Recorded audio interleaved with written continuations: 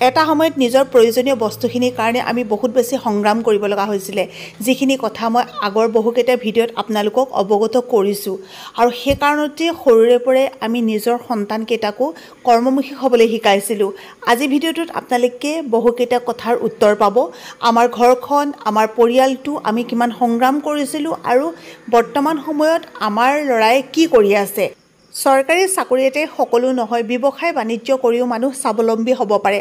মাত্ৰ সেই সময়খিনিত সাহস, ধৈৰ্য, একাগ্ৰতা লাগিব আৰু লাগিব ঘৰখনৰ ছাপোৰ্ট। সুপ্ৰভাত, সকলোকে পুৱাৰ সম্ভাষণ জনাইছোঁ আৰু আজিৰ ভিডিঅ'টোলৈ আপোনালোক সকলোকে স্বাগতম জনাইছোঁ। এয়া চাহ খাই মই আজৰিয়ে হ'লোঁ। ৰাতিপুৱাই যদি ভিডিঅ'টো আৰম্ভ নকৰোঁ তেতিয়াহ'লে দিনটোলৈ থাকি যায়। আৰু এইকেইটা দিনত যে মই এনেকুৱা কেইটামান কামত ব্যস্ত হৈ আছোঁ যিবিলাক আপোনালোকক নেদেখুৱালে বুজিবই নোৱাৰিব। বৰ্তমান সময়ত বহুকেইটা জীৱনৰ লগত মই জড়িত হৈ পৰিছোঁ। মহিলাসকলে নিজকে সজাই পৰা খুব বেছি ভাল পায়। ছোৱালীবিলাকে একদম সৰুৰে পৰাই সেইটো নিয়ম যে কেনেকৈ নিজকে ধুনীয়া কৰিব, কেনেকৈ সজাব। আপোনালোকে মোক বহু আগৰ পৰাই দেখিয়ে আছিলে। মোৰ এটা সময়ত মোৰ কাণত ফুলিও নাছিলে, মোৰ ডিঙিত চেইনো নাছিলে। এতিয়া অৱশ্যে মই চেইনডাল বনাই মেলি পিন্ধিলোঁ। আৰু কিনা বস্তু আচলতে মই পিন্ধিবও নোৱাৰোঁ, সেইকাৰণেতো পিন্ধা হোৱা নাছিলে, কাৰণ মোৰ সোণৰ চেইন এডালো নাছিলে। গোটেই জীৱনটোত মই এডাল সোণৰ চেইনো ল'ব পৰা নাছিলোঁ। বহুখিনি সমস্যাৰ সন্মুখীন হৈছিলোঁ এটা সময়ত। আজি যিখিনি সময়ত সংগ্ৰাম কৰি কৰি ইমানখিনি হৈছেহি। চাকৰিটো হোৱাৰ পাছতো অভাৱ অনাটন আমাৰ শেষ হোৱা নাছিলে, কাৰণ এখন ঘৰৰ গোটেই প্ৰয়োজনীয় বস্তুখিনি কিনিবৰ কাৰণে, নিজৰ প্ৰয়োজনখিনি পূৰণ কৰিবৰ কাৰণে মানুহক বহুত টকা পইচা লাগে। সেইখিনি টকা পইচা আমাৰ এতিয়াও হোৱাগৈ নাই, যাৰ কাৰণে এতিয়াও বহুখিনি কাম আধৰুৱা হৈ আছে। আপোনালোকে আমাক হোম টুৰ দিবলৈ কয়, কিন্তু হোম টুৰ দিবলৈ আপোনালোকে গোটেই ৰুমকেইটা দেখিয়ে আছে, বহুখিনি বস্তু এতিয়াও আনিব পৰাই নাই। গতিকে কিনো হোম টুৰ দিম। আইজনী ভাত দিয়া, ভাত দিয়া, স্কুল যাওঁ মই, ভাত দিয়া। ভাত নবনাও দিয়া, এতিয়াই দিয়া। ভাত নাখায় ৰাতিপুৱা, এনেই কেনে ডাইলগ তুমি দিছো, মই নাখাওঁ যদি কি বনাইছা? ভাত নাখাওঁ এনেই কৈছোঁ। আগতে অকণমান খাই গৈছিলোঁ, ৰাতিপুৱা সোনকালে স্কুল যোৱাৰ পৰা খাই যাবলৈ মনে নাযায়। ৰঙালাও কাটিছোঁ, ঘৰৰ ৰঙালাওটো যে বৰ ভাল লাগিলে ন খাবলৈ। ৰঙালাও দাইল আলু মানে কমেণ্ট কৰে যে আপোনাক বৰ ধুনীয়া লাগে, ভাল লাগে, আপুনি খাৰু পিন্ধিব আৰু ভাল লাগে। এতিয়া সৰু ল'ৰা ছোৱালীৰ নিচিনাকৈ দেখুৱাব লগা হৈছে। মোৰ খাৰু আছেও, কিন্তু মই নিপিন্ধোঁ। যেতিয়া চেংনাং হ'ল, চেংনাঙে দুখ পাব বুলি পিন্ধা নাছিলোঁ। তাৰপাছতে লাহেকৈ সেইটো অভ্যাসত পৰিণত হ'ল। আৰু এটা কথা, যেতিয়া স্কুল যাওঁ তেতিয়া ঘড়ীটো পিন্ধি থাকিলে মানে ইয়াত খাৰু পিন্ধিলে খুটুং খাটাং কৰি থাকে। আৰু এখন হাতত যদি খাৰু পিন্ধোঁ তেতিয়া কি হয়, এনেকৈ যে আমি লিখোঁ যে, লিখিবৰ কাৰণে এই খাৰুকেইপাত এনেকৈ পিন্ধি থাকিলে বৰ অসুবিধা হয়। সোণৰ খাৰুখিনি উলিয়াই লৈছিলোঁ, সেইখিনি সোমোৱাই থৈ দিলোঁ। এযোৰ মায়ে দিছিলে, এযোৰ এওঁ দিছিলে। অৱশ্যে মাত্ৰ দুযোৰে আছে দেই, বহুত বেছি নাই। এযোৰ দিছিলে সখীয়ে, আৰু এযোৰ ইয়াৰ পৰা মই কিনা আছে, আৰু এযোৰ মোৰ সৰু বেটীয়ে দিয়া। আপোনালোকক দেখুৱাই দিলোঁ মই কেলৈ খাৰু নিপিন্ধোঁ। বেটীক ৰাতিপুৱা সহায় কৰি দিব নোৱাৰা হ'লোঁ। পিছবেলা আহি পেলাই যিখিনি পাৰোঁ সেইখিনি কৰোঁ। আৰু বাকী আপোনালোকক দেখুৱাম বুলি কোৱা কথাখিনিও ক'ব লগা আছে, ক'ম বাৰু দেই।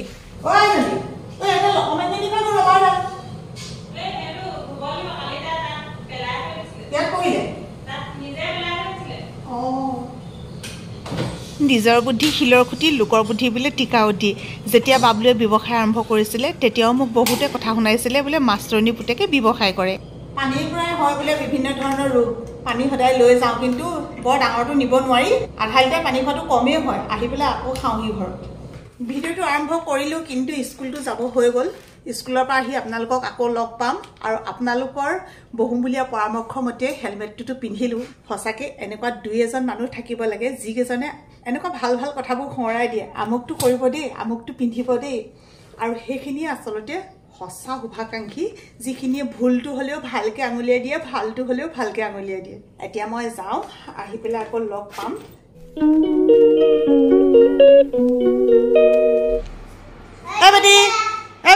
এফালে চোৱা, এফালে চোৱা। দেউতাই গেম খেলি আছে। পৰিব পৰিব পৰিব, দুষ্ট। মাইনাটো কি হ'ল? মাইনাটো আজিকালি ডাঙৰ মাইনাটো বৰ ভাল পায়। মাইনুক ভাল পায় আৰু ডাঙৰ মাইনাটো ভাল পায়, আমাক আকৌ ভালেই নাপায়। আজি কেইটা বজাত উঠিছিলা? 6:10। 6টাত উঠিলেও বোলে আজৰি নাপায়, 5টাত উঠিলেও আজৰি নাপায়, আমি 4টাত উঠিলেও আজৰি নাপাওঁ, একেটাই হয় ন। মই আহি পালোহি, আমাৰ মুনুৱে এতিয়াও এই কাম কৰি আজৰিয়ে হ'ব পৰা নাই। যোৱা শুই থাকা, যোৱা অকণমান। মই গাটো ধুই পেলাই অকণমান ৰেষ্ট লওঁ, আৰু আপোনালোকক কৈছিলোঁ অথনি যাবৰ সময়ত যে এইকেইদিন বৰ ব্যস্ত হৈ আছোঁ কিবা কাম এটাত, আৰু মোৰ লগতে মানে বহুকেইটা জীৱন জড়িত হৈ গৈছে বুলি। এতিয়া আপোনালোকে চাগে কথাটো খুব এটা ভাবি আছে, কেনেকুৱা ধৰণৰ কথা, কিনো জড়িত হৈছে। আমাৰ ঘৰততো গাহৰি আছে, আপোনালোকে গম পায়ে, দানা চানা ইয়াত এখেতে যাই মেলি থাকে, সেইবোৰো দেখিছে। এইবোৰ গাহৰিৰ কাৰণে আনি থৈ দিয়া আছে, কচু। আৰু ব্যৱসায় এটা কৰে মানুহে লাভালাভৰ কথা চিন্তা কৰি, যেতিয়া চাকৰি এটা নাথাকে তেতিয়াতো ব্যৱসায় বাণিজ্য কিবা এটা কৰি হ'লেও নিজৰ কাৰণে পইচাটো উলিয়াবই লাগিব, কাৰণ পইচা অবিহনে একেবাৰে জিৰ'। আপুনি যিমানেই নকওক, মৰম চেনেহ সকলোখিনি লগাৰ উপৰিও কিন্তু মানুহৰ ঘৰত পইচা লাগিবই। আৰু আমাৰ বাবলুৱে আৰু দেউতাকে যে গাহৰি ফাৰ্মখনত লাগি থাকে, সেই ফাৰ্মখনৰ গাহৰি এজনী পোৱালি দিব লগা হৈ আছিলে, দিলেও পোৱালি।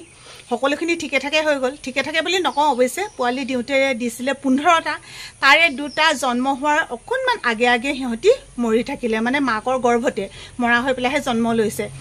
তথাপিতো আমি যিমানখিনি পাৰোঁ আপডাল যত্ন কৰিলোঁ, কিন্তু এদিনৰ পাছতে গাহৰিজনী খুব বেছি জ্বৰ উঠিলে। মানে জ্বৰ উঠাৰ কাৰণে গাখীৰটো কমি থাকিলে। কি কৰিম কি নকৰিম একো ভাবি পোৱা নাই। পোৱালিকেইটা দেখিছোঁ ইমান দুৰ্বল দুৰ্বল, কি হৈছে একো ভাবি পোৱা নাই, মানে কেলেনো হৈছে।